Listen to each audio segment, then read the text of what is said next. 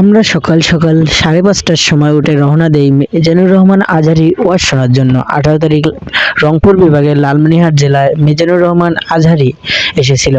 এই জন্য আমরা সবাই সকাল 5:30টার সময় রওনা দেই, কারণ আমাদের বাসা থেকে মিজানুর রহমান আজহারী লালমনিরহাট শেরেওয়ার্দী মাঠ ছিল 18 কিলোমিটার। সেই জন্য আমরা জায়গা নেওয়ার জন্য সকাল 5:30টার সময় রওনা দেই। রওনা দেওয়ার পর গিয়ে দেখি মিজানুর রহমান আজহারীকে দেখার জন্য এত লোকের ভিড় হয়েছে যা বলার মতো নয়।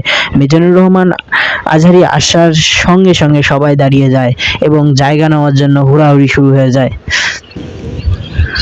যারা যারা মিজানুর রহমান আজহারীকে একটি নজর দেখতে পেরেছেন তাদের চোখের শান্তি হয়েছে এবং তারা অনেক ধন্য নিজেকে মনে করতেছে।